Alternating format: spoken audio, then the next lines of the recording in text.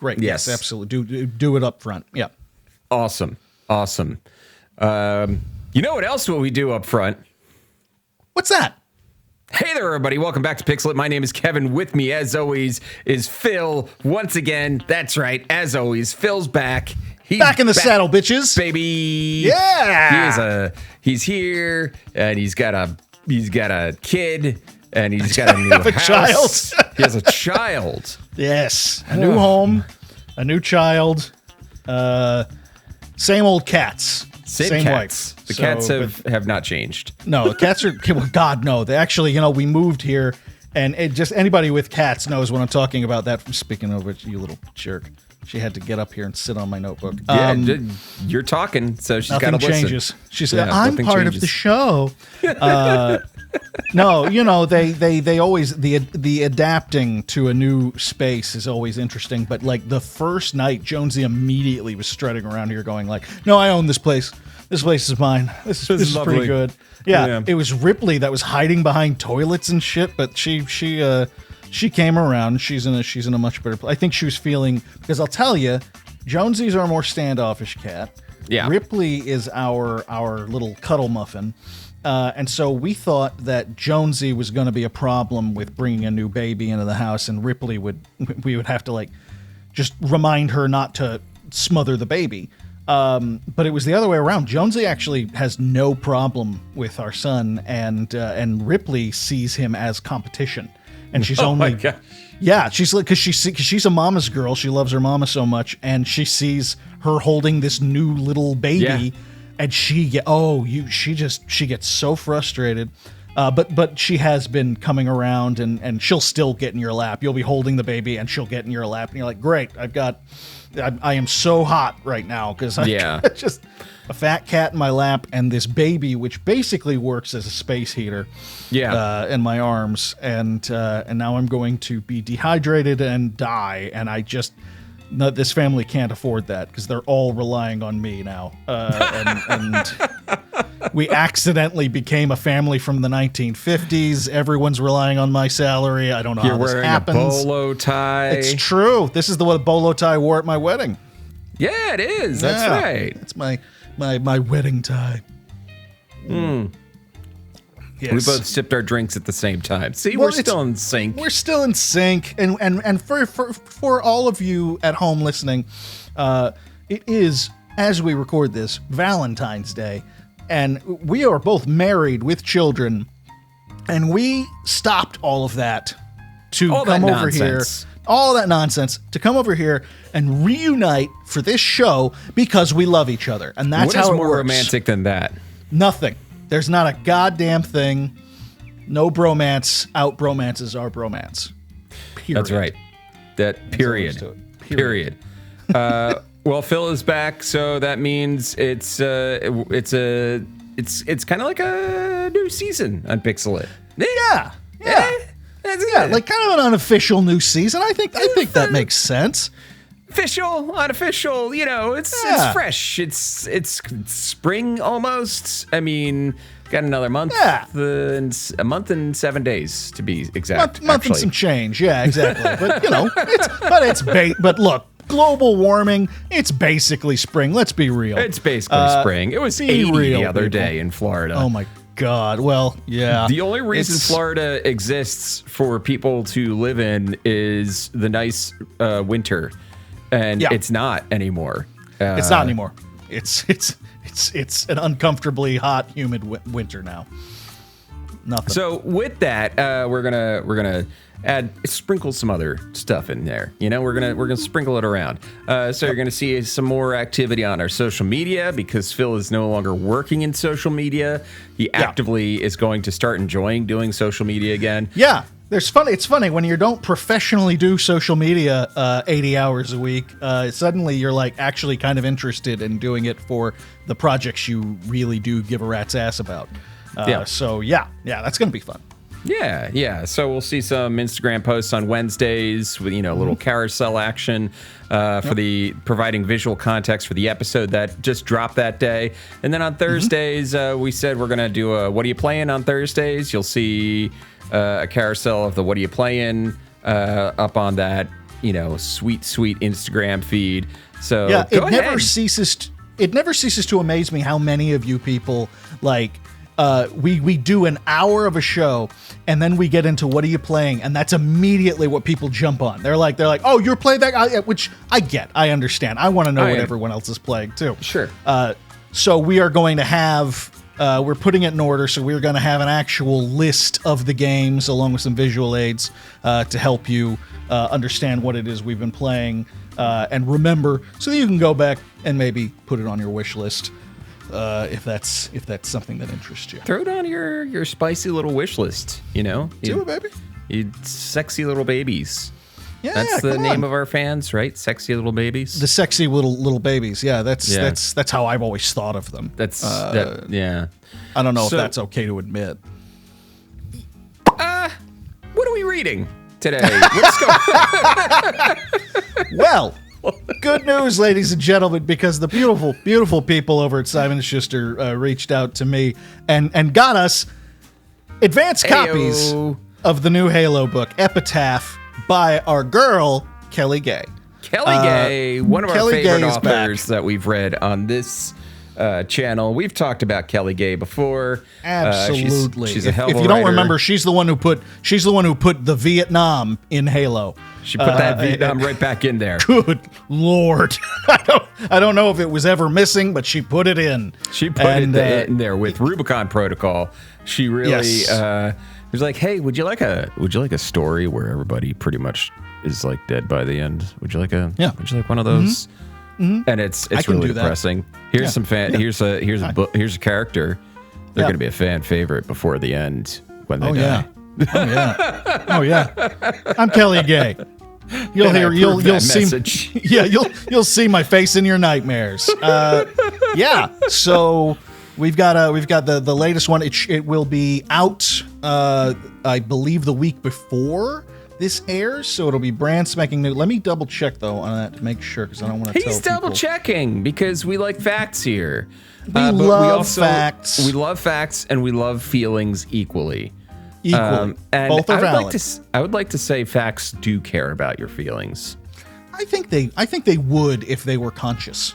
If they were a conscious entity, I think their default choice would be the empathy towards feelings, because feelings are facts as well. Absolutely. Okay, yes. This should be coming out on the 28th of February, and that means it'll be the day after this book has released. So get out there if you like what you hear. As we've always said with these, we are not covering everything. We don't go into the there's a lot of reasons to read these books if it piques your interest. So get out there, pick up Kelly Gay's latest book. Because without cutting to the chase too hard, this one's pretty good. It's a pretty good book.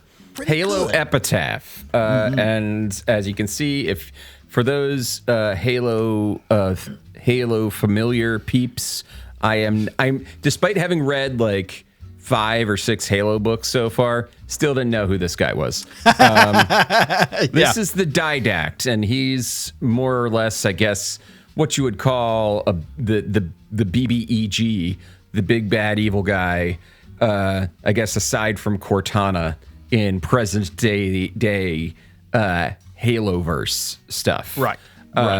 So I think that's kind of something to keep in mind there. So before we get any further, I just want to tell you all about a wonderful website. Oh, tell me all about it. It's a wonderful website, and it's called patreon.com/pixelatpod. You can go there, and you can, right now, you can go there and you can sign up for free and follow us on there for free and get free updates from me and Phil. But if you are so inclined to get just a little bit more, you're the kind of person who has a baked potato and you put some butter on it, and now you want some like sour cream. You want the sour cream? You give us a little bit of money. $1 gets you in for the basic level of posts. Phil is putting up his book reviews on there. Yeah. That gets you in there. $5 $5. $5 will give you bonus episodes. And $10 gives you a shout out and our eternal love. Dude, that's a pretty good price for a shout out. It's a pretty good price for a shout out. And you know what? All of these come with the Discord access, including free, including the free. You can go there on our free and click and join our Discord and join the conversation. We're giving it away for free. Kevin, what are we, crazy? What are we, nuts? Nuts? It's free real estate. The first 5 of you to join our Discord, I'm gonna club this baby seal and just gonna devolve the rest of the episode into a Tim and Eric sketch. Pretty much. Low prices. I've got the lowest prices. I missed this show. You know what the worst part? You know the worst part though is I've been listening to every episode with our guests and everything, and the worst part has been the quality level of the guests. It's like you were threatening me. In a way, it was just like, hey, by the way, you can be replaced. Check this shit out. Like, fuck, he's right. Okay. Awesome. Oh, you are irreplaceable, sir. There is no way I could have replaced you, and neither would the people that pay us $10 a month. They would not like that either. We got Friendly Friend, we got Jesus Loves You, and we got Ruthless Mutter. Thank you so much for being our top tier $10 a month geek scholars. And for that, you get a sweet, sweet shout out. We love you. We love you. We love you. You know what else I love? I love putting bodies into a marsh. Oh, let's put this body in the marsh. Love it.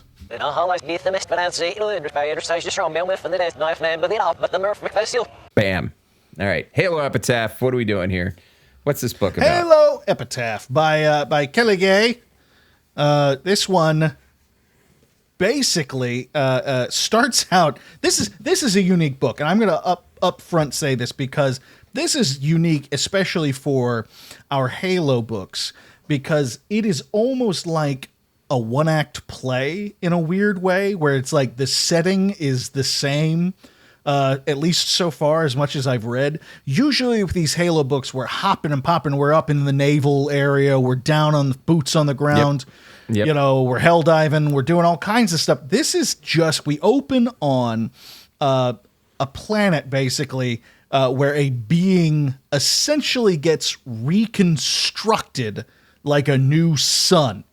This person has no memory of who they are and finds himself on this desolate desert landscape. As far as I can tell so far, we're never leaving it. We are 10 chapters in by the end of this episode, and we have not even we're not leaving it. This is where we are, man. This is where we are. This is the Waiting for Godot of the Halo universe. So this figure contemplates how much he first off realizes that not there by choice, not thrilled about his locale, and begins to contemplate how much marching in the desert sucks. It's one of the first things, and this will be important later on. Little memories start to hit him, but otherwise he has no memory of who he is, what he's doing there. Gets these little memories, can't put them into context. And then collapses in the sand in exhaustion and sees a group of flying creatures that stir his memory, and then finally remembers their name, Rangmajos. I'm assuming that's how you say it, Rangmajos, which are these kind of pterodactyl-looking things. Sure, yeah. That'll float up above the game, I think in Halo 4 mostly. He realizes he can't be in the physical world. It's too wrong seeming. It's too liminal. He's somewhere else, and he has no idea. The guy needs a goal. Let's face facts. He needs something to do. So he sees a blue light off in the distance, not a green light for once, Not an orgastic green light. Yeah, off at the dock. Off at the end of the dock. Thank you, F. Scott. Thank you, Scotty.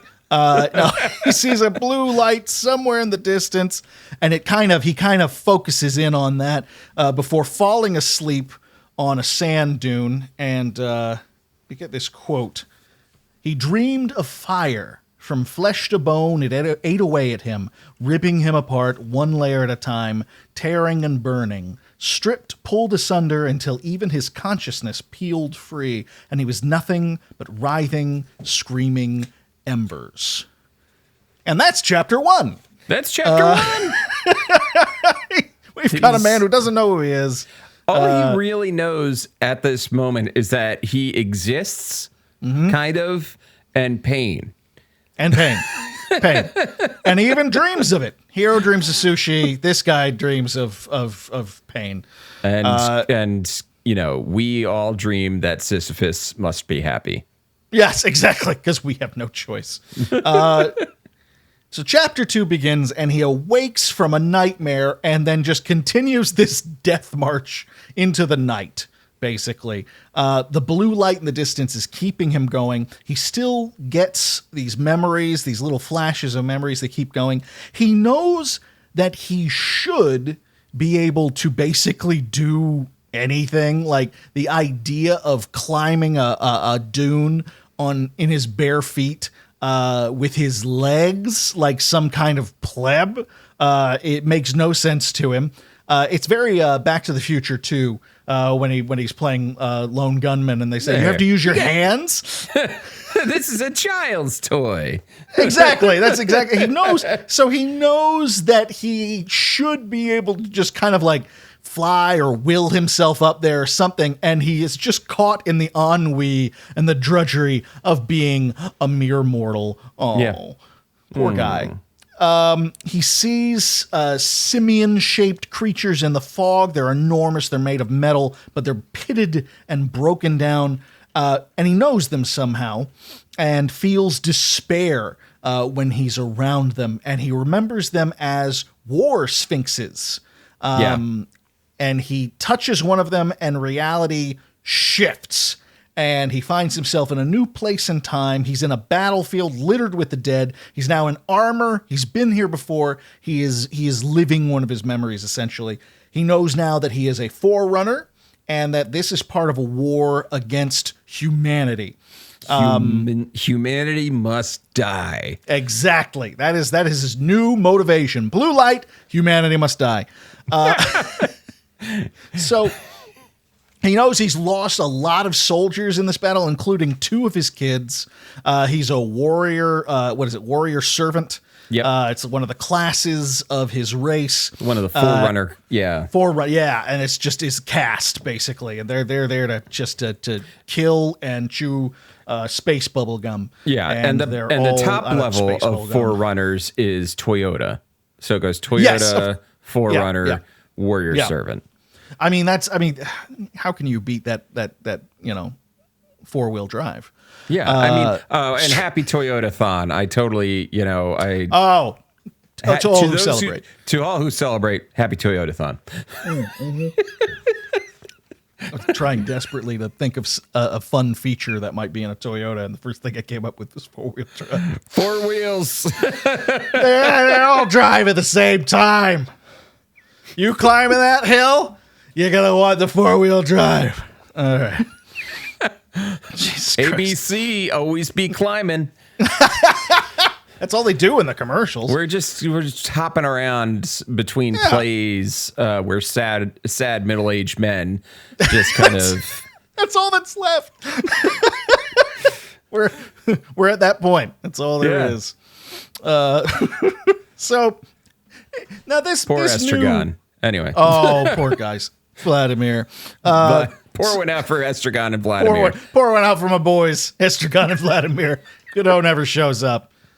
Our life is truly pointless. Spoiler alert. Spoiler alert. For a nearly century-old piece of absurdist drama. So this guy cannot catch a break because in the one world he was feeling pain, and now in this he is feeling grief, incredible grief. He remembers he has kids and almost immediately remembers that he's basically responsible for their deaths. He gets memories of his kids growing up and happy before the war, and just kind of desperately wants everything to be over. Please just end this. I hate this. I don't want to do this anymore. And then he shifts back over, and he finds himself back in the wastelands. And he thinks, you were a father. Once it had mattered. Then came a time when it did not. That line kind of fucked me up. Now that I actually am a father. There's gonna be content. There's gonna be lines. There's gonna be art that like before you didn't really, it just like went over, and now it's hitting you right in the face. I hate to be that guy who like states those stereotypical things, but everything's different now, and it's one of those situations where I'm sure you have all heard your friends. With kids say, oh yeah, the kid shows up and everything's different, and you go, of course it is. Of course you believe them. It's not that you doubt them, but then it happens, and people like me come up and go, no, but seriously, man, and grab you by the shoulders and just shake the shit out of you. No, you don't get it. Everything's different. Cats in the Cradle came on the radio and I sobbed. It's ridiculous. I heard Rocket Man and I drove off the cliff. It's all different. And this shit, and like they bring up like it's like being a father matters. It's like, you're goddamn right. It matters. Meanwhile, my child is crying and pitching a fit. I'm like, shut up. Just give me a minute. Give me a minute. Daddy's crying. Give me a minute. Daddy's it'll happen to you.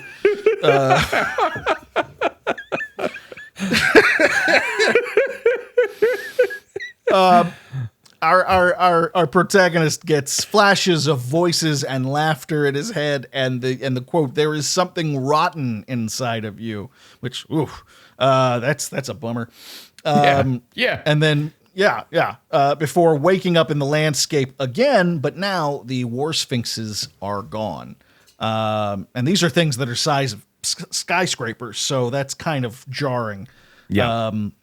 But he refuses to believe that it wasn't real. However, he has come to a full understanding that A, he is a Forerunner, B, he is of the warrior servant caste, and C, he had a wife with a weird-ass name. Let me grab that one real quick. She was a life bringer, right? A life worker. Life worker, which is one of the castes. I think it's higher than the war. It's just different. And her name was First Light Weave's Living Song. There we go. Which is no stands with fist or dances with wolves, but it's pretty high up there on the vaguely Aboriginal sounding sentence names.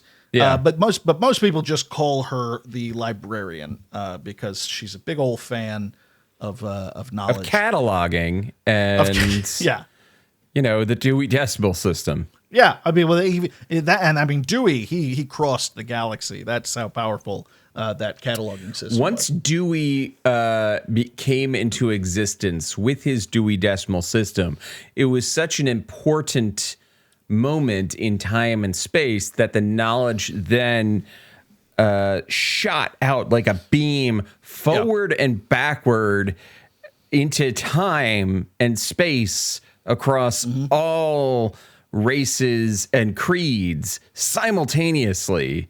Yeah. So that's why the Forerunners still use the Dewey Decimal System to this day. It's true. Over several 100,000 years in the past as well. You remember in Return of the King when Sauron's eye collapses and a shockwave goes throughout the land and knocks all the orcs over and everything like that? It was like that, but with knowledge. Yeah. So with knowledge shockwave. Knowledge wave. Yeah. Our warrior babies. wave. Now I've got prom night dumpster baby stuck in my head. It hits different when you're a father. Everything's different now. Everything's different now. Even dead baby jokes, especially dead baby jokes. Yeah. Oh gosh. They're somehow funnier. They're more wrong, and thus they taste sweeter. and that much funnier. I just can't say them around my wife or I get hit. Hey, look at that. Speaking of children, we aren't talking about dead children at all. Hey, kid. Hello. Hello. There she is. Finally. That The was guest class. appearance we were all waiting Good. for. I like it. Our hero remembers war and love and grief, but he's still not sure who he is. Not really, but is certain that the rest will come. And that's the end of chapter 2. This is the first Halo that seems to fully deal in the who am I Jean Valjean aspect of the character. I mean, we got a little of that with Master Chief in some of the early ones, but that's the whole thing. Would you say before this figure war was waiting for him? Oh.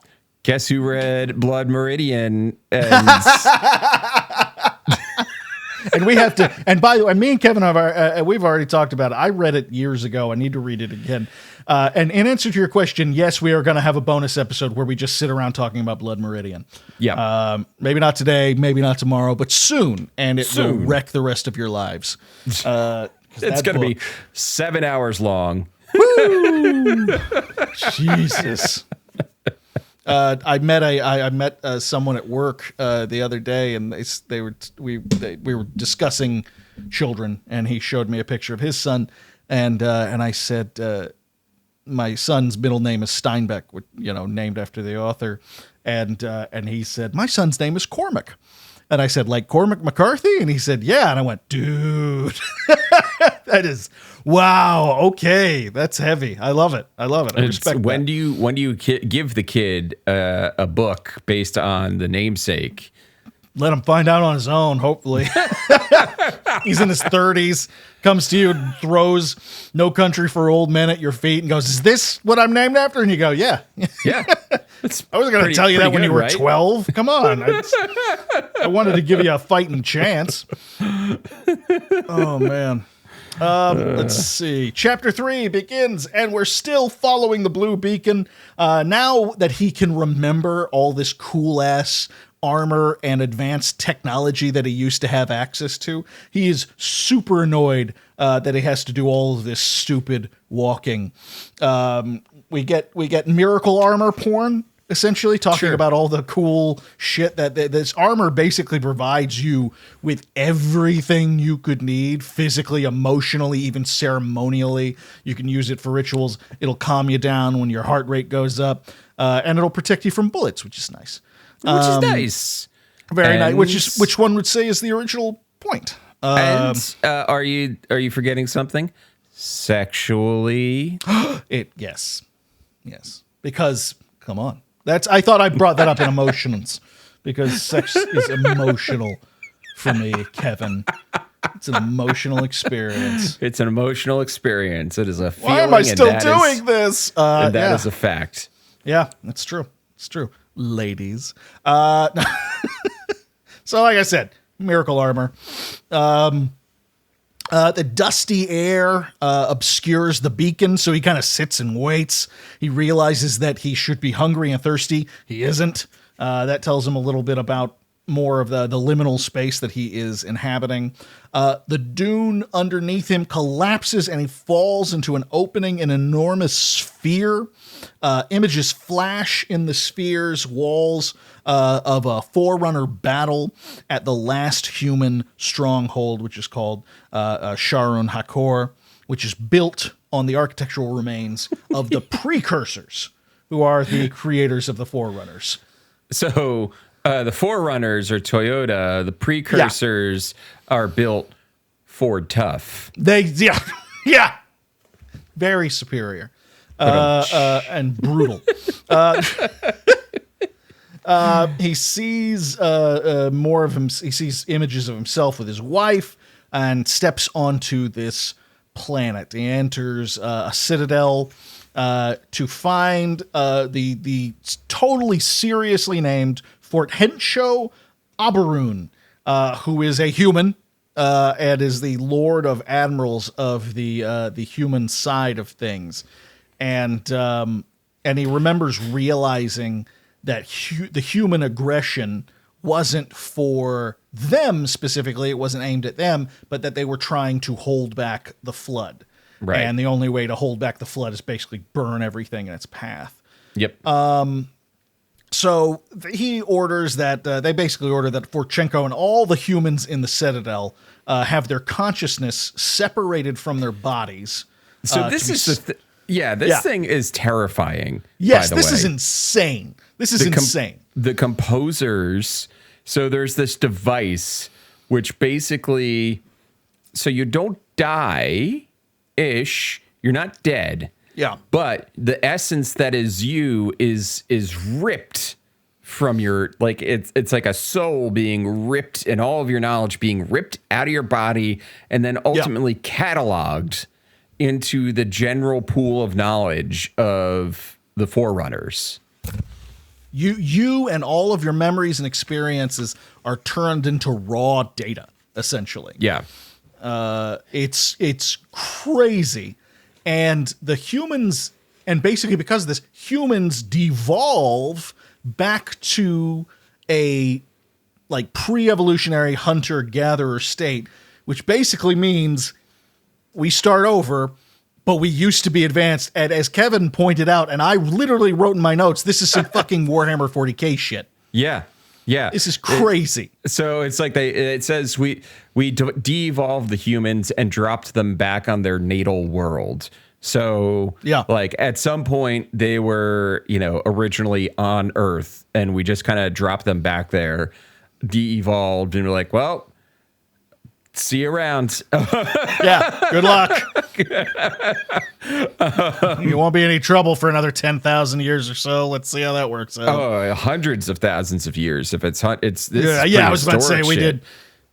Yeah. Yeah. So, this is highly advanced. Let the kid play outside and wear himself out shit. Yeah. What I was saying to Phil was, and as his note says, I was like, there's a way then you can take Warhammer 40K and like combine it with the Halo universe, where the end of the Warhammer 40K universe is something like the Flood and the Halos being built by the Forerunners and humans being dropped back on Earth and starting over, and then hundreds of thousands of years later, they're back out in space.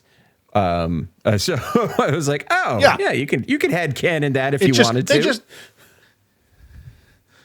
It works. It actually does fit. And they don't, so they don't eliminate us. They just start us over. We start from a new game, basically, which, you know what, I tend to do better on my second run through anyway. Yeah, why not? Which clearly is actually what happens here. Yeah. That's a name, by the way. For Thencho Oberon. Yeah, that's a name. That is the name that he had. That is the name that he had. I don't know what the hell.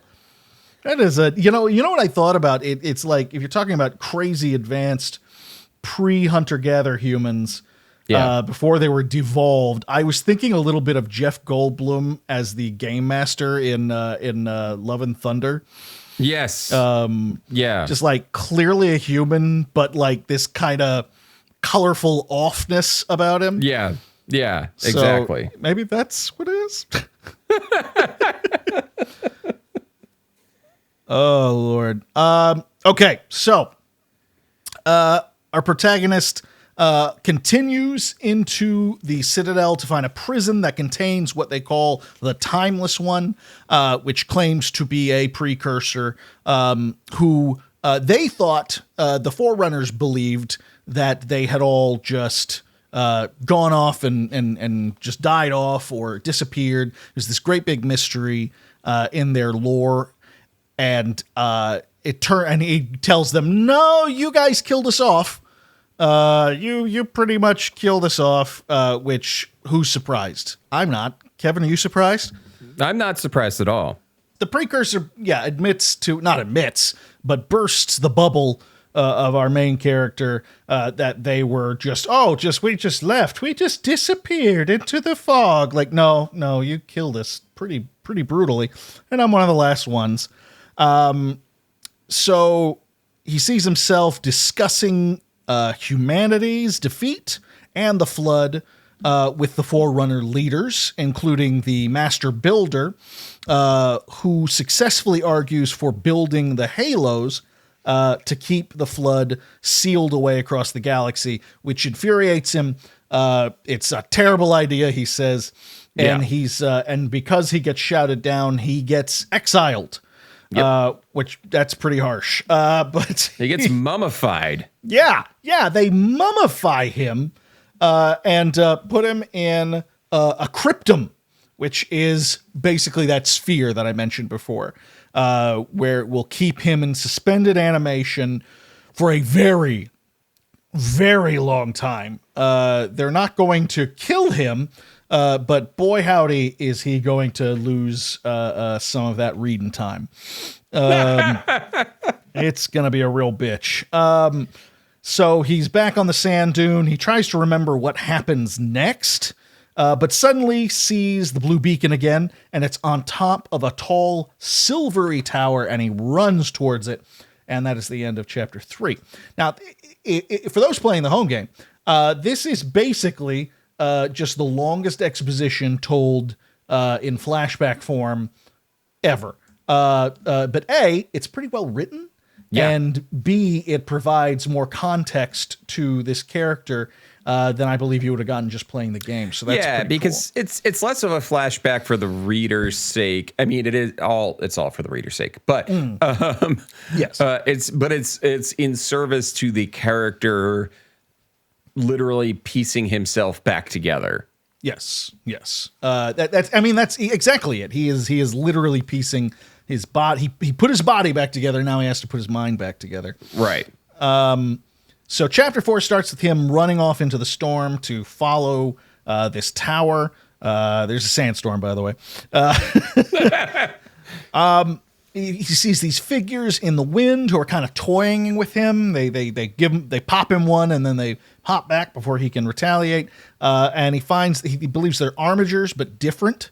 He grabs one of them. The armigers are the thing from the last book that were, remember basically the cop scene? Yes, exactly. But they're different somehow. He grabs one of them, and it changes to what he calls a Promethean knight, who knocks him out. Just totally knocks him out. And the easy way. Easy way. So he remembers 1,000 years after his exile, he's released by humans, which is a weird feeling because he doesn't like humans. But they're just they're people who were curious. They didn't do it out of the goodness of their hearts. They just that's what happens when you devolve an entire species and don't put placeholders in place to keep them from joining the stars again. They're going to go, what is this? Because we can't leave well enough alone. And he learns that the Master Builder's creation of the Halo was a success, in a manner of speaking, but has destroyed several planets and precursor architecture due to basically misunderstanding and rebellion. Just endless death. And so he wants to... By the way, the other person he was released into the care of was another Forerunner named Born Stellar Makes Eternal Lasting. That's right. Another one of those good names. We find out soon is his younger, hotter genetic clone. Yes. That his wife made. I would say the less said about this, the better. But oh boy, this is like housewives of the Forerunners.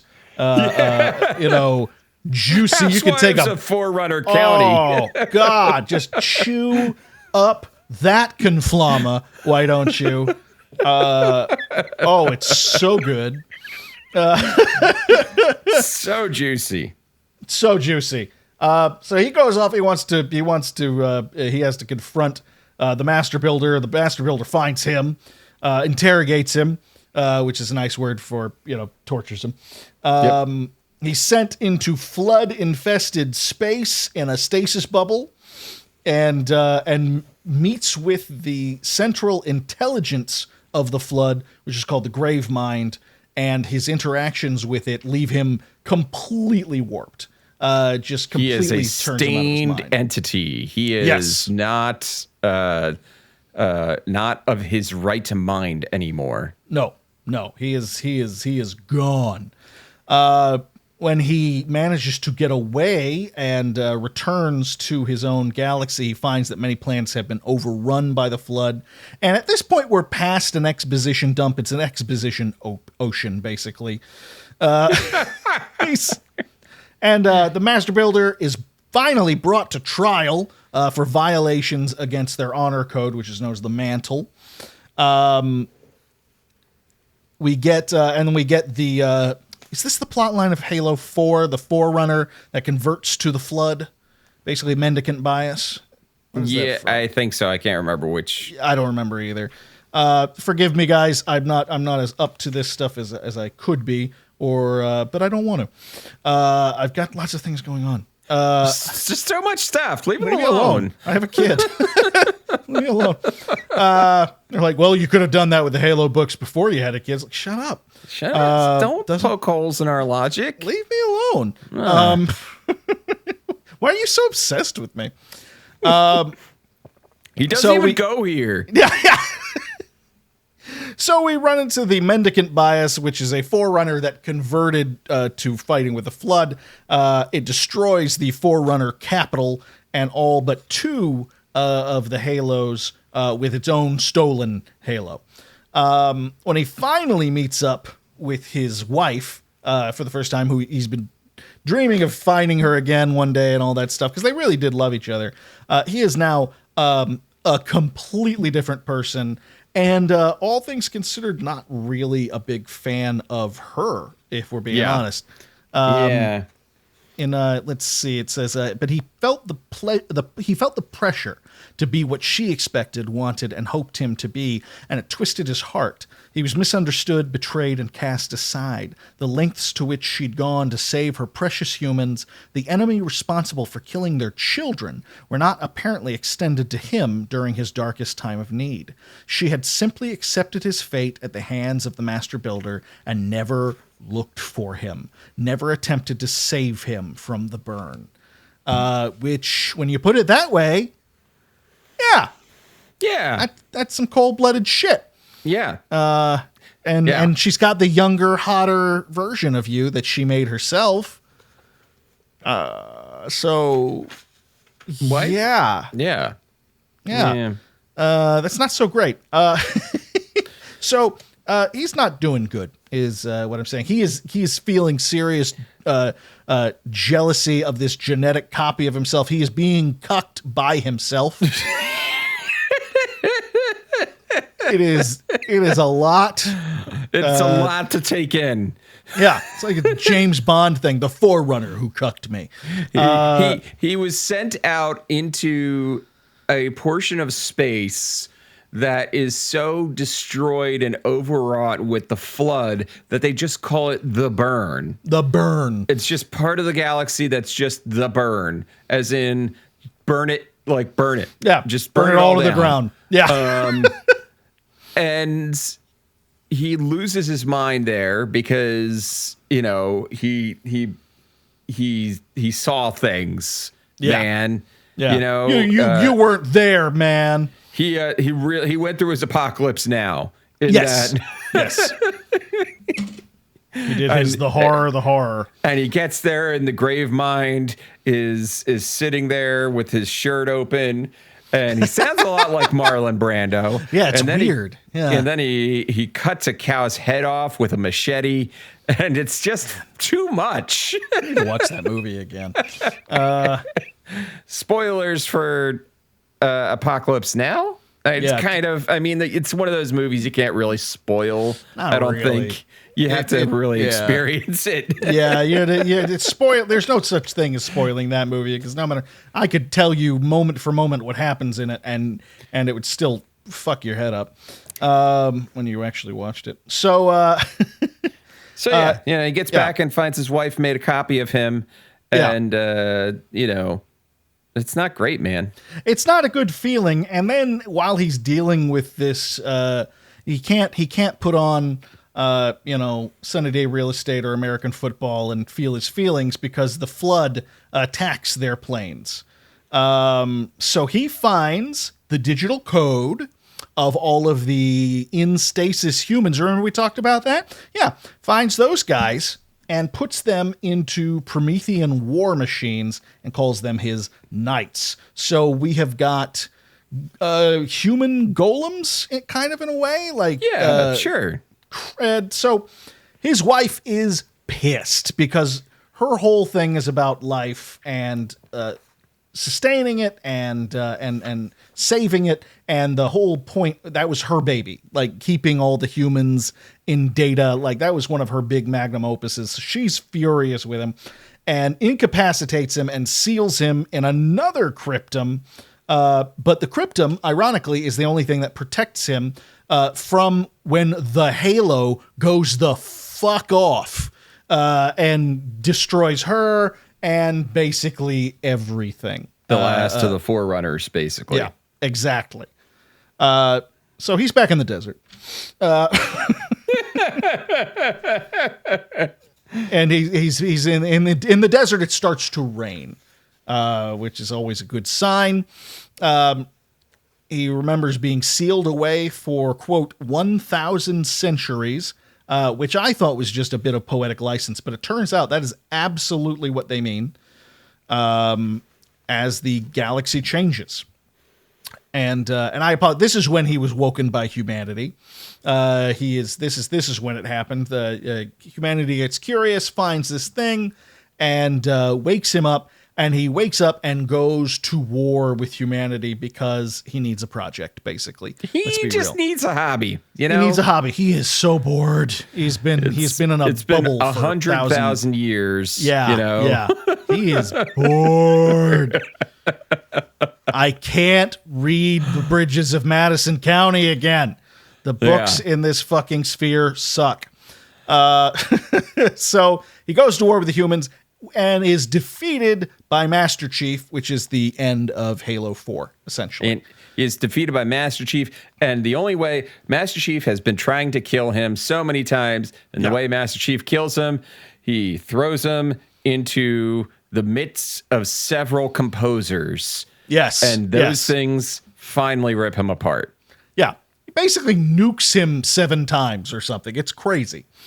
And despite all of that, he has now been somehow resurrected, and now, in this moment, he remembers everything, that he is the Didact, and of course, wants to kill humanity.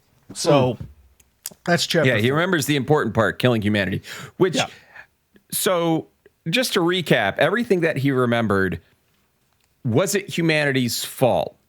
Right. Right. And he knows this. He knows this. Yes. The flood is not humanity's fault. Right. Humanity was fighting the flood, and then they're like, fuck you, humans, and they kill off humanity and de-evolve them. And he's really just angry at his wife. I think this is a testament to how good of a writer Kelly Gay is. Because it's like I never played Halo 4. I don't have a Right. full context for this big bad, and it does a great job of making you sympathize with him and go, wow, this sounds really tough. This guy is going through a hell of a lot. And as over the course of what 40, maybe 50 pages, you slowly start to go, what's your fucking problem? Like, it's just, your sympathy just starts to run away like a popsicle on a hot day. It's gone. It's crazy. It's absolutely crazy. Yeah. It's nuts. Yeah. So we get to chapter 5. The Didact knows that he is no longer part of a physical world. He knows that none of this is real, and only the legendary domain, the keeper of all information, that basically works as kind of like, it's like a repository and like a god, and like it's a Forerunner afterlife that they created. Right. For themselves. Right. It's crazy. It's kind of hard to wrap your head fully around it, but which is pretty neat. He knows that's the only thing that could bring him back to the physical world, and so he continues towards the spire. He finally makes it to the tower, and he realizes that in the real world, this tower was actually what was a marker. It was a marker for the remains of the mendicant bias. He enters the spire. It's like a great cathedral. He sees a hologram of a war machine, which is the offensive bias. It's like a giant dragonfly. It's kind of cool. And it was what was used to defeat the mendicant bias. So it's kind of this shrine in a way to this great war machine. He considers the fact that everyone he's ever known is dead. Perhaps, maybe it's time to put all this shit away and just leave some room for peace. And he ends up on top of the tower when he sees a figure in white. And that's the end of chapter 5. Ooh, and now that we are at the end of chapter 5, I'd like to take a moment to do something that we haven't done on this podcast before. Oh, okay. Tell me. We're going to throw 2 products and services that might support this podcast. Maybe. If the algorithm throws one in there. You guys anyway, yeah. Here's some ads. Bye. Hey, and we're back. Hey, it's chapter 6. Did you enjoy capitalism? Did you enjoy the capitalism? We sure did. You know? Yes. We're big fans. We're big fans of Big old capitalism fans. on this show. And Ronald Reagan. Love him. Loved his work. Loved his wife's work even more. Yeah. So just love him. Just a big old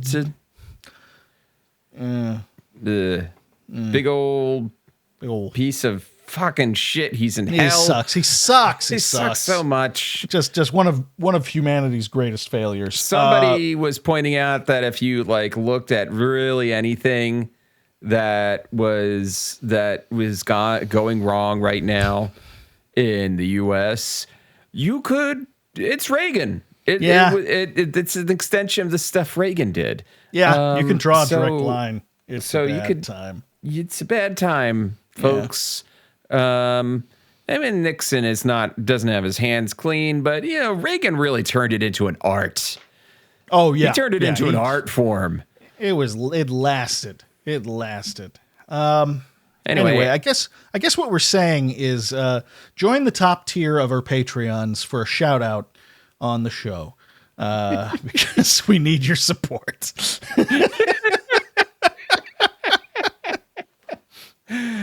Help us. Chapter 6. The Didact knows this figure in white.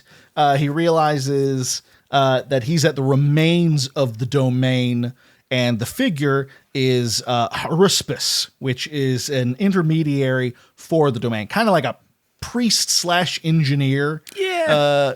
He's a he's kind of a shrimpy guy. And that's the thing I find interesting is that so the Forerunners, there's a lot of stuff in the Forerunner, like mythology or lore about their mutations that they undergo over the course of their life. And one of the things that about the Haruspis is that they are like au natural, like they don't undergo. They're basically pure, original, uncut Forerunner. Uncircumcised Forerunner. Uncircumcised Forerunner. Yeah, well, like the Didact, for example, is a giant. He's enormous. And this guy he's a little guy. He's a little guy. But he's very smart, so he makes up for it, I guess. And we talk about how the fact that Haruspis, that particular caste and warrior servants are basically polar opposites and have never really gotten along because they truly don't get what the other one brings to the table. Right. He touches him to see if he's real, which I found to be kind of hilarious. Let me see. And on this page, Haruspis, he explains their state. Senses, reactions, feelings, all those remembered and inherent things you once experienced as a physical entity are embedded in your pattern and still very much an aspect of your current iteration. In this space, we are beings with the same internal framework, interacting within the same plane of existence. Therefore, all language is the same, and we exhibit what you would call realness to each other and everything else around us. It is why the ground is solid beneath your feet, why the air moves in and out of your lungs, and so on. Put us on the physical plane, however, and we would seem naught but mere shadows, if that. So he gives him an idea of the liminal state that he's currently in. You feel these things because you remember these things, essentially. Right. It's all a matter of your consciousness from the real world being projected, because otherwise you wouldn't be able to deal with it. Right. You know? Right, exactly. You're not ready for that shit. You're not ready to see the Matrix, man. Yeah, no one's ready for it, especially not you. The Didact finds that the domain itself is far from healed. It is still dealing with a lot of damage that's been done to it by the Halo. And the Haruspis admits that the spire itself is a recent occurrence, as no one's really sure why, but maybe that the Didact's arrival has something to do with it. He says that the Didact needs to stay there, possibly till the end of time. He kind of throws that in at the end. It's like maybe forever. Maybe forever. You might have to be here forever. That's not. No, the Didact ain't flying. That's not what he was doing. So he asks about, are there other people on this plane? And the Haruspis kind of correctly says, are you thinking about building an army? And the Didact's like, yeah. Like, what do you think? That's what I do. Of course. Yeah. So he notices a void off in the distance, and the Haruspis offers him a closer look. And that cuts to chapter 7. As they approach that void, it shifts, and the Didact recognizes it as the domain. Haruspis warns that the interior is an inescapable void, and not the domain. So if you go in there, there's nothingness, and you're never coming out ever again. So if you actually want to go into the domain, the real domain, you need a gateway. We get a moment, I thought this was funny, where the Didact sees his reflection in the void, and for the first time fully appreciates that he looks like fucking shit. He is emaciated. One of his tusks are broken. He is a shadow of his former self.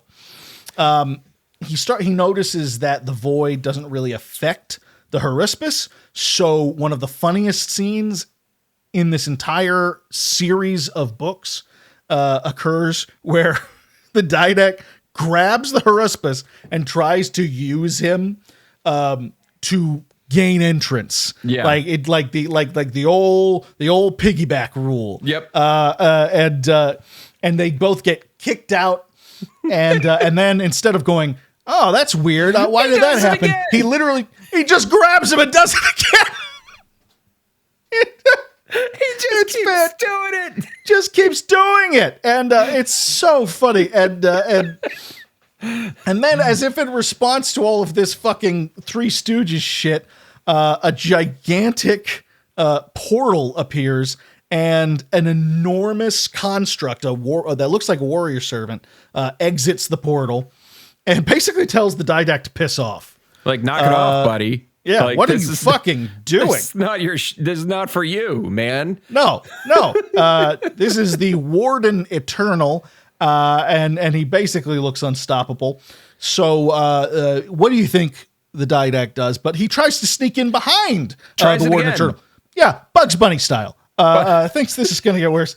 And the Warden Eternal grabs him and throws him. And when I say he throws him several kilometers across the desert. This is like the Incredible Hulk throwing you. Yeah. He sails so far across the desert that he passes the desert and into a valley where he hits everything hard. Like the sand would have at least been kind of soft. Right. But he hits where it's boulders and stones and shit. You know that episode of The Simpsons when Homer Simpson tries to jump the gorge? Yes. And he hits literally everything. That's the Didact right now. Yeah. Not only he got thrown so far, he got thrown beyond the desert that he started in. Right. He is worse than when he started. He is farther away now. It's brilliant. It's so funny. And chapter 8 opens with him just kind of laying there like Loki after he'd been slammed into the ground by the Hulk. Yeah. And just kind of like contemplating revenge. That is what a stubborn son of a bitch we're dealing with. Like he has been thrown several kilometers. He can't get up. He is almost crippled. He's lucky to be alive, and he's thinking, I'm going to kick that guy's ass. Yep. The only reason he's still alive is because he can't die.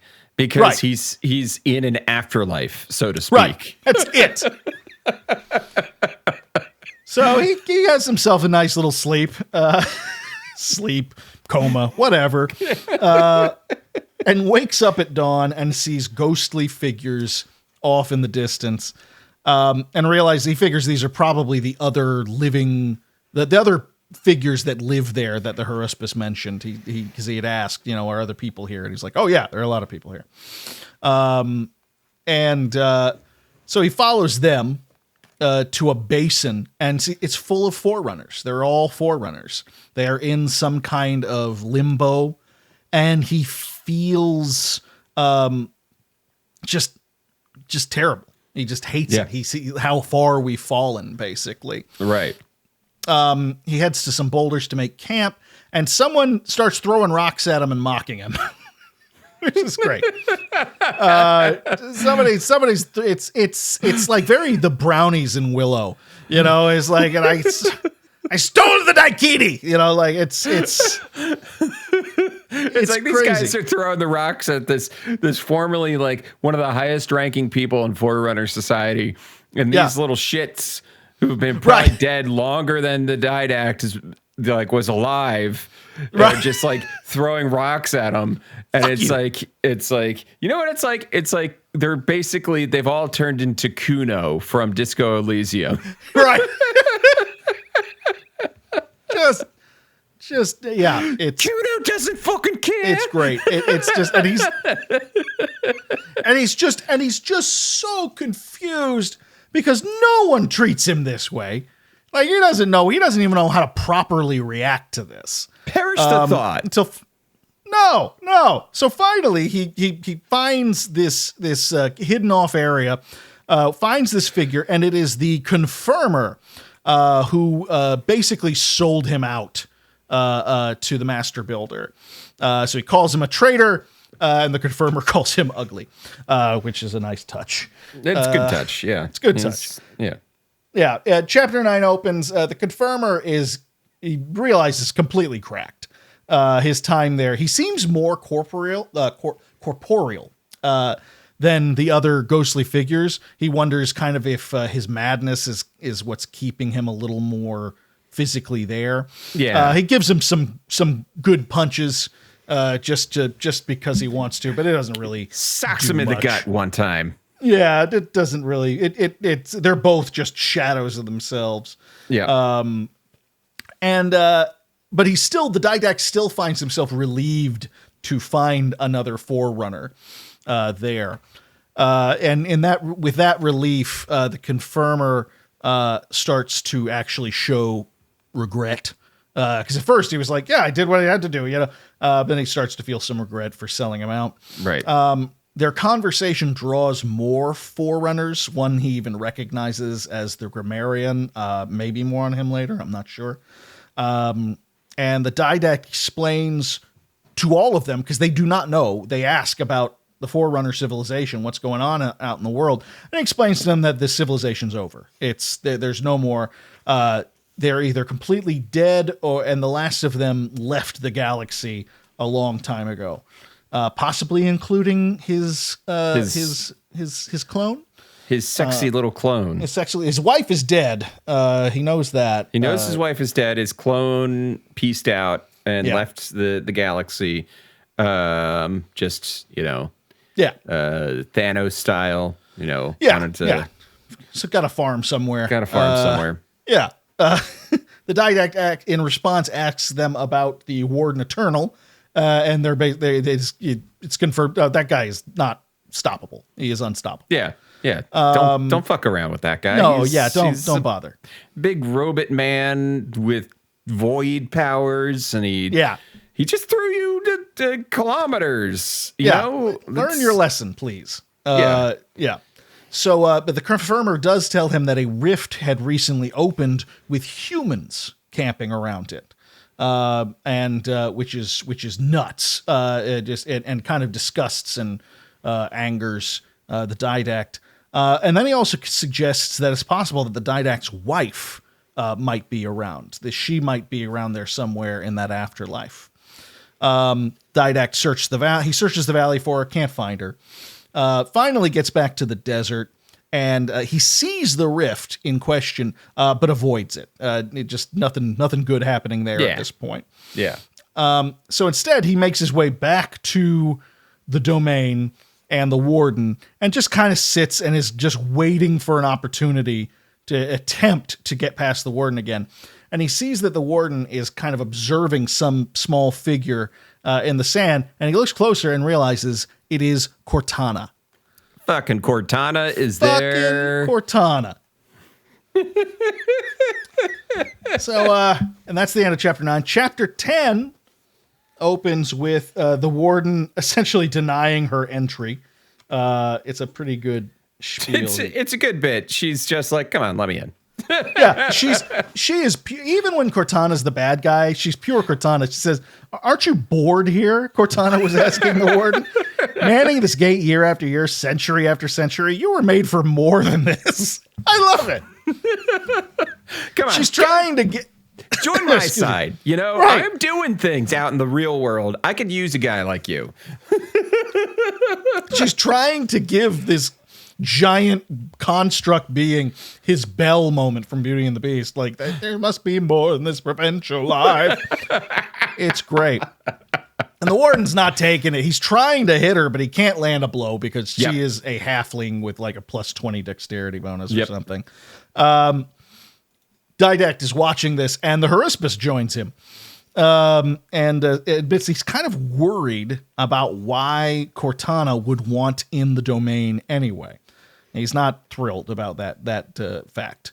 He tells the Didact that his wife is in fact in this plane and she is in the domain, but not sure about the clone who cucked him.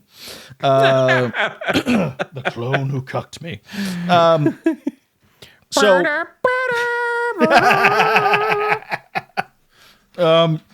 They see a blue light cutting through the void that's been surrounding the domain, and the Didact is finally able to push through to the other side. His fucking Larry, Curly, and Moe bullshit shtick actually works.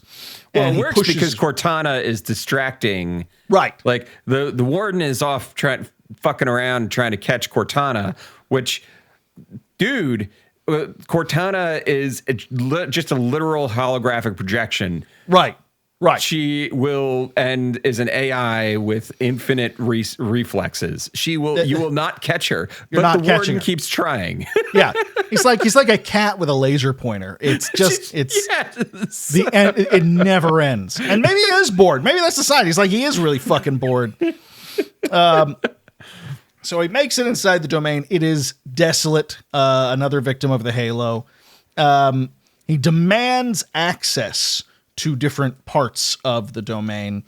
And before the Haruspis can kind of like deny it for him or confirm it for him, he is pulled forward by a great force. A strange hollow pop rang through his ears, and the sensation of movement came to an abrupt halt.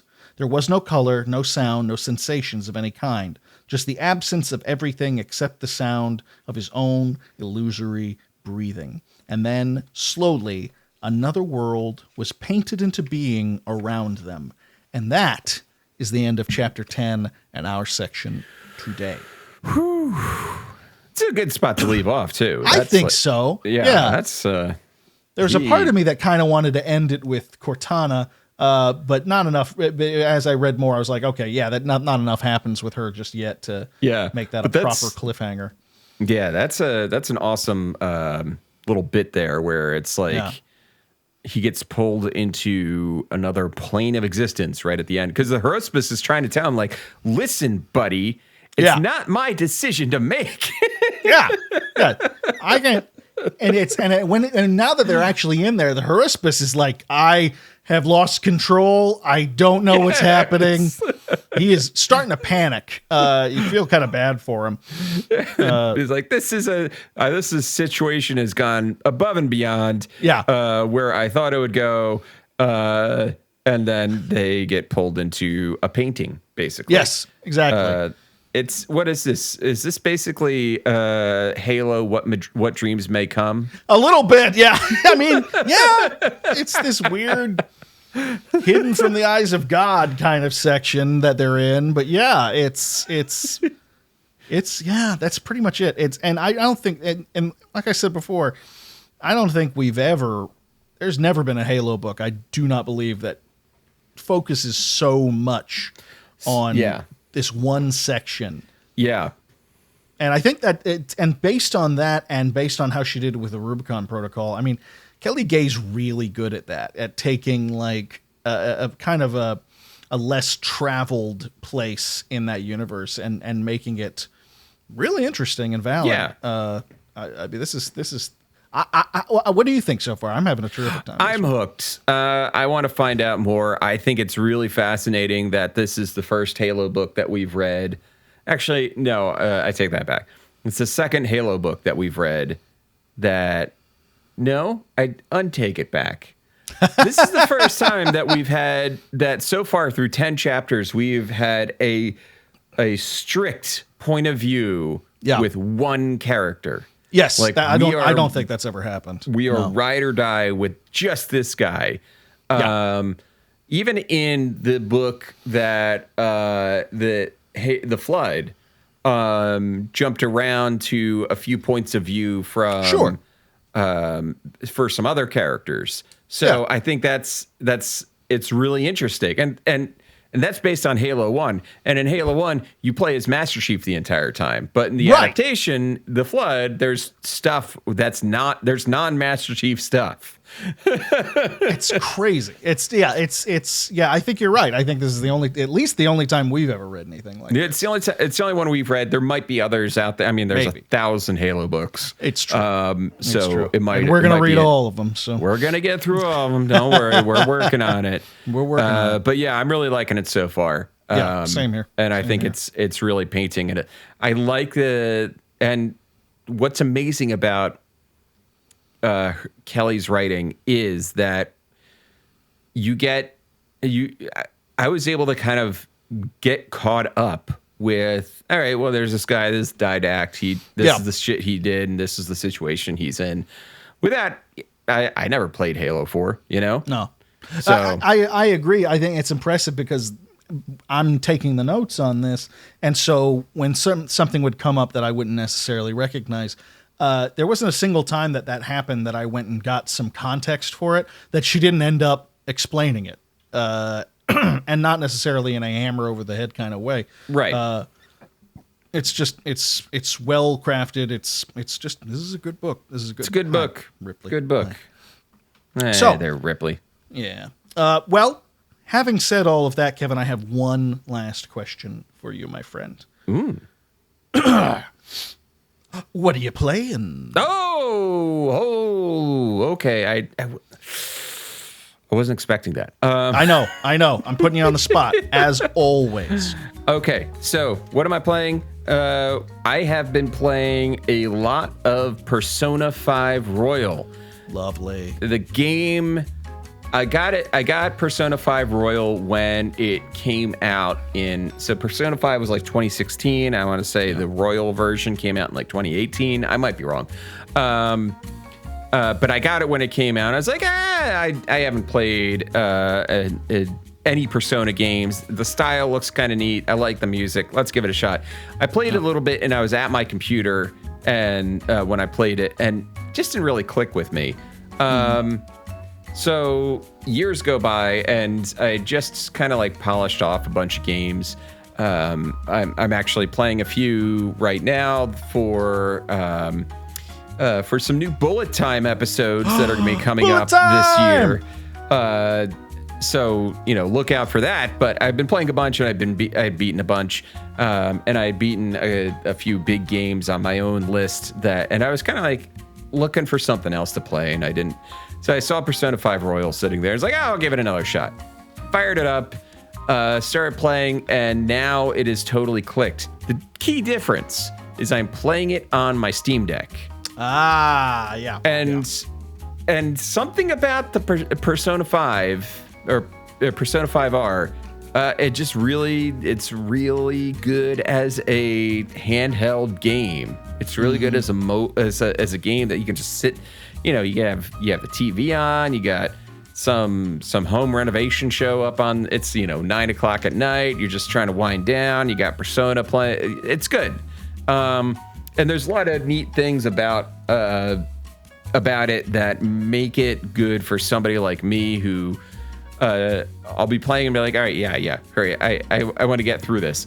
And like sometimes there'll be these bits where your character's just talking back and forth, and I'll be like, yeah, I get the gist, and you can hit a button and you just fast forward to the rest of the scene. Yes, which was not, as I recall, in the original version of it, which I played on PS4. I had to sit through like an hour and a half of goddamn anime exposition, and it's a miracle I did it. Did you beat Persona 5? No, I put an obscene amount of time into it, but that's how big that game is. I've actually been fiddling with it on my Switch lately too. Yeah. Do you have the original or Royal on your Switch? Royal. Okay. Yeah. I've got the original on my PlayStation 4, but it was on sale or something. And with all the moves and stuff going on, I was like, maybe that would be a good thing just to have on the Switch while I'm getting shit packed and stuff like that. And I can confirm that it is a pretty terrific thing to have on a handheld. Yeah, agreed. And I think it's something that I'll probably, at this point now that they have completed the re-releases of the Persona game, the only 3 Persona games people ever talk about, which is 3, 4, and 5. Right. As of this recording, it was like a month ago that Persona 3 Reloaded came out. And last year they did Persona 4, or 2 years ago they did Persona 4 Golden, which is like the royal version of 4 and all that. So I think I'm gonna get into that. I'll probably play the other 2 Persona 5 games first. Right. I know there's Strikers, and there's a Tactics Persona 5 game. Yeah. So I think I never played any of the other Personas, but I think the good thing about it is they are all kind of self-contained stories and that sort of thing. Yeah, so they all have. It's a same kind of like the same hook with like the masks and all that stuff, or the personas but yeah, it's their own deal, you know. Yeah. So yeah, that's been something I've been playing. What else have I been playing? So we have our upcoming episodes for Bullet Time, and I'm not going to get too much into them on this show, just because there'll be plenty to talk about with There'll be plenty to talk about on Bullet Time. But I have played High on Life. Okay. Interesting game. I have a lot of thoughts about that. I have been playing Atomic Heart. Okay. I have also been playing what else have I played? And is that your first time playing Atomic Heart, by the way? Yes. Okay, that's interesting. I don't know why I had it in my head. Well, I know why I had it in my head that you had already played that, but I'm surprised. I mean, it's a BioShocky, game. But you're, instead of under the sea, you're in kind of like a communist utopia that gets overrun by robots. Yeah, it just struck me as something you would enjoy. Yeah, it's interesting.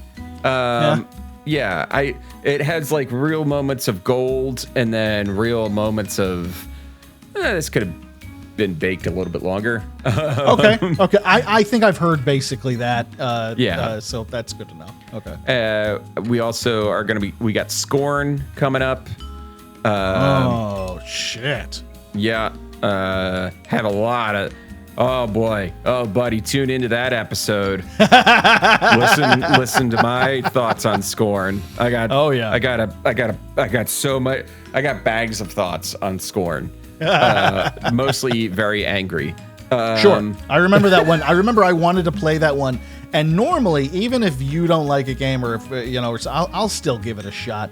And your visceral reaction to that game was such that I was like, oh, maybe I really ought to. Yeah, okay, maybe not. Yeah. And hey, if you love Scorn and you're annoyed at me for not liking it, well, guess what? Go listen to the episode of Bullet Time that I will be on discussing it, and then you can hear my full, unadulterated thoughts there, because it's gonna be a thing. Also, Redfall, which I have not. I've dabbled a little bit in it. I need to play more of it for the show, but it's Redfall is interesting. It's made by Arcane. And when you start it up, it feels like, oh, this feels like an Arcane game. I mean, they're one of your babies. Yeah, they're one of my big ones. And then you keep playing it, and you're like,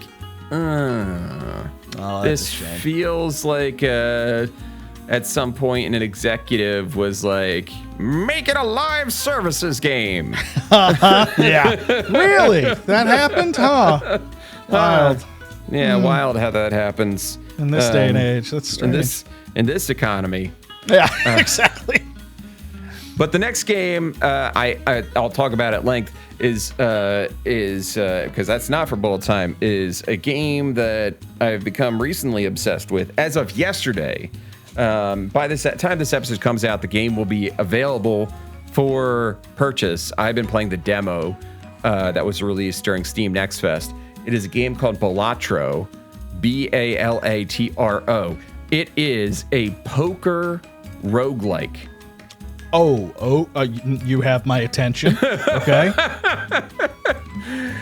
What you're doing is you're playing basically you're playing against a bet, right?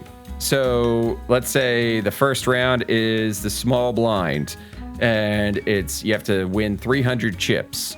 And each hand that you can play, so 2 pair, 3 of a kind,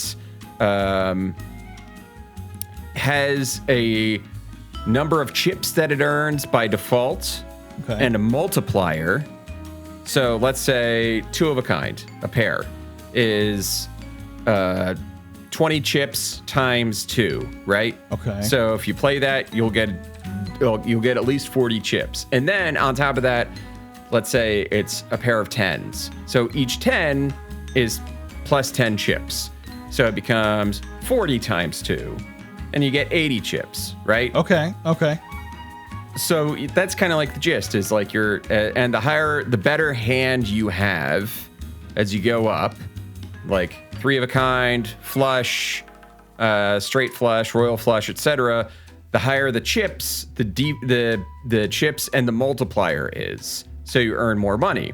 Okay. Yeah. The twist is, during the course of your run, you'll have times where you can take the money that you earn from winning against the small and big blinds, and you can go into a shop and you can buy jokers.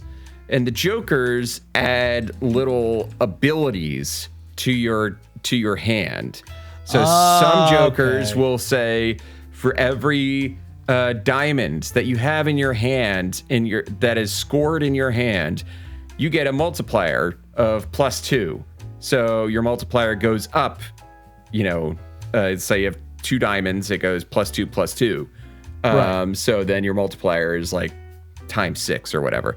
And then there's ones where there's one that's like a joker misprint, and it keeps like glitching out, and it changes the multiplier that it has every like 2 seconds. So when you hit play is what you get. That's so weird, and I really want to play this. That sounds so. Go really download the interesting. demo. Download, and once we get off the call, go download the demo. Also, okay, so there's jokers. Those are like your permanent status effects, right? Okay, sure. Then you have your consumable cards, and do you know what the consumable cards are based on? What? Tarot. Oh, that's funny. Okay. So you have the two consumable slots, and you'll have a tarot card that says turn 3 cards into hearts. So if you're trying to get like a flush or something like that, or you need a flush for something, you can be like, all right, I'm gonna select these cards, use my consumable tarot card that turns them into hearts, and now I have a flush and I can play a flush. I can't believe it's taken so long for this to be developed. I feel like this should have been done a while back. This is crazy. This sounds like a lot of fun. Are you looking at it? Are you looking at the? Yeah. It's the game's a vibe, man. Is so the funny. art and the I'm seeing all the different jokers here. This is crazy. There's so many different jokers. Yeah, it's great. So I implore you, get the demo, and then on February 20th, which is the day before this episode comes out, go out there, get Balatro, support indie developers, especially in a time when the games industry is not in a great space.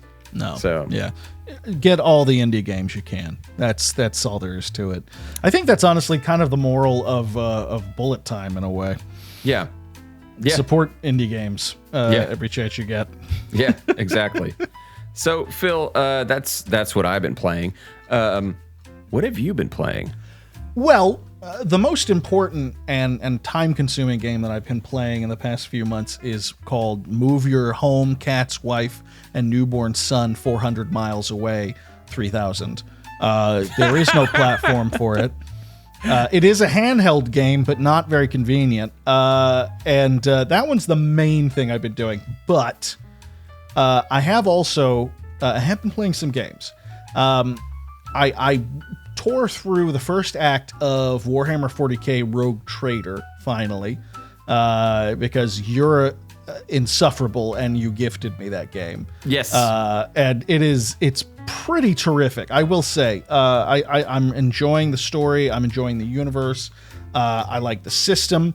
Having said all that, at this point, I really need to, after about 20 hours of that, I started to realize, I think I need games just for now that are a little more disposable. I can't do Baldur's Gate 3 with a newborn child and a new job and a move. I just can't. So I've been loving that, and I'm absolutely going to return to it.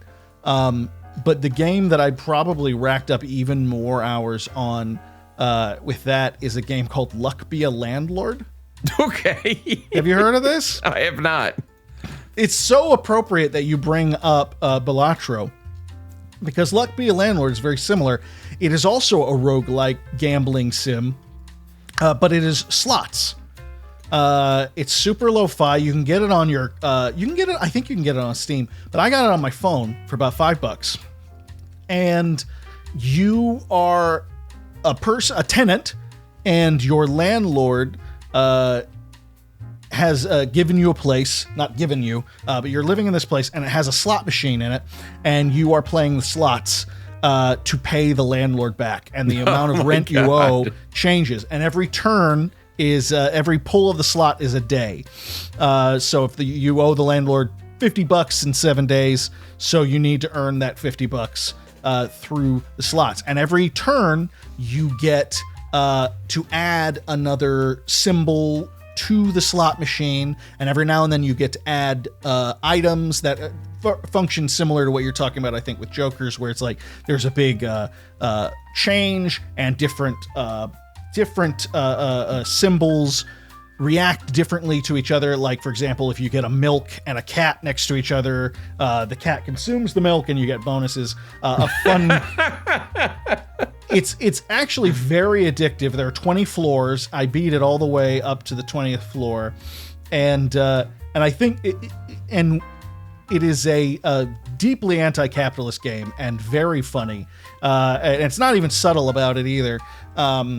Everything from just between rounds, you interact with like this underground group that like gives you bonuses and stuff to help you fight back against that capitalist pig, your landlord. And also too, like, one of the symbols you can get is a billionaire, and the billionaire does not give you any money, but it increases the value of wine and cheese that it happens to land next to. So itself, it is not worth anything, but it can increase the value of those. But you can get an item called the guillotine that will automatically consume all billionaires and give you money in exchange for them. It's amazing. It's so warped and silly, and it's just really easy to play a round or two of it in 5 or 10 minutes. And I think I put 20 hours or so into Rogue Trader. I'm pretty sure I put more into Luck Be a Landlord. Yeah. It is a super fun game. It's really funny. It's absolutely worth a play. I've also been playing. Now this will be gone by the time this episode goes up, but I'm going to bring it up for a specific reason. I've been playing the challenge of the month on Civ 6. Civilization 6 is, they've been doing these challenges that are limited time scenarios that last roughly a month, and they're very specific. It's kind of similar to what they've been doing, where you have different modes, and it isn't just building up a civilization. And these are kind of limited time things. And this one was called Robot Revolution, and you play Canada, and you are in a desolate wasteland with a bunch of other people, other civilizations, and giant killer death robots roam the countryside, and you have to build up a civilization in this shitty world. That's amazing. And you can't really fight back against them. The best you can do is kind of defend yourself. Sure. But one of the big goals is to have as many hockey rinks as possible, it seems, because it's just a great way to get your culture up there and to beat everybody. Oh, yeah. And that's a fun game for me to play, because like when I'm unloading boxes and stuff like that, I can like do a turn and then go and unload some shit from a box and come back and do a turn. Yeah. So that's been really good for that. And that's basically, let me see, did I put anything? Yeah, that's basically been it. I tucked a little bit into Persona 5 myself on my Switch. I think I need to get back to that. Yeah. Because it was really fun on the handheld. There's something really satisfying about that game. Yeah, and that will last you forever. Especially when you're like, and it's also not that bad for short stints, you know? Yeah, no, it's really not. It does a pretty good job, especially if you're doing a palace. It's basically your main goal if you only have a little time to play is get save room to save room. You know, yeah, that's pretty much it. And that's all you need to do. And Yeah, that's a game that'll last you for the rest of your damn life on a handheld. So there's like 100 goddamn hours of play in that thing. So I really do need to get back into that one. But that's been me. So awesome. That's my games. That's been Phil, and that'll be the episode. So thanks so much for listening, everybody. You can follow us on Twitter. You can follow us on Instagram. In fact, I'm really recommending Instagram right now because we're going to have so much content on Instagram for you to visually feast your eyes on. Yes. So go ahead, do that. Also follow us on Blue Sky at PixelitPod. Just put it in there. You'll find us. Best places to find us. And with that, just have a lovely good night, everybody. I'm so happy I'm back. Yay!